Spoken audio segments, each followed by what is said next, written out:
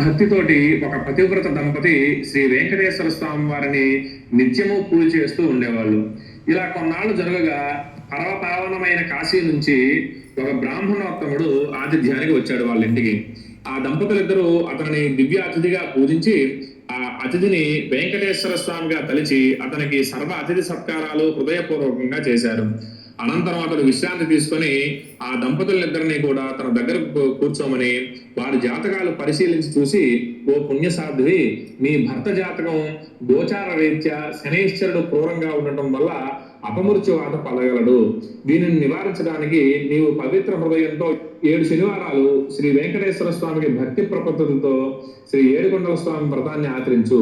మీ భర్త రక్షణ నీ అందే ఉన్నది. ఈ 7 శనివారాలు కూడా ఏకాగ్రతతో శ్రీ వెంకటేశ్వర స్వామిని భక్తితో అర్చిస్తే నీ భర్త ఈ గండం నుంచి బయటపడతాడు. అనగా ఆ పుణ్యవతి అతడు చెప్పినట్లుగానే మనస్సులో శ్రీ వెంకటేశ్వర స్వామిని 7 వారాల వ్రతాన్ని నిర్విఘ్నంగా జరిగేలా ఆశీర్వదించు స్వామి అని చెప్పి ఆ వెంకటేశ్వర స్వామికి నమస్కారం చేసుకుంది.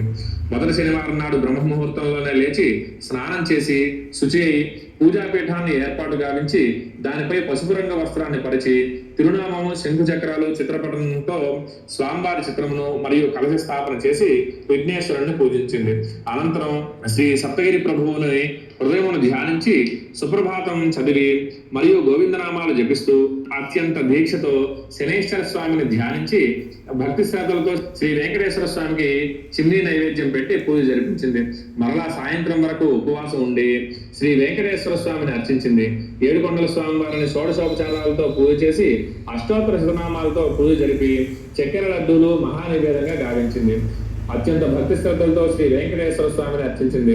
ఒక పుణ్యపురుషుని అతిథిగా ఆహ్వానించి అతనిని శ్రీ వెంకటేశ్వర స్వామిగా భావించి షడ్రసోపేత భోజనం పెట్టి దివ్య దక్షిణ కర్పూర తాంబూలాలతో సంతుష్టిని గావించింది. అలా పుణ్యవతి భక్తి శ్రద్ధతో అత్యంత ఏకాగ్రతతో 7 శనివారాల వ్రతాన్ని నిరాటంకంగా శ్రీ వెంకటేశ్వర స్వామి వారిని అర్చించింది.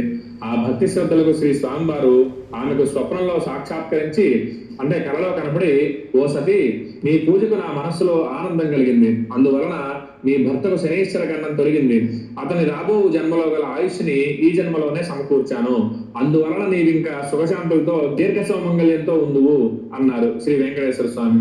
అనంతరం ఆమె ఈ విషయాన్ని భర్తకు చెప్పగా అతడు పట్టలేని ఆనందంతో, ఓ నారీమణి, నీవు నా భాగ్య దేవతవు. మన భారతదేశం సీత, సావిత్రి, అనసూయాది మహాపతివ్రతలతోటే పుణ్యభూమిగా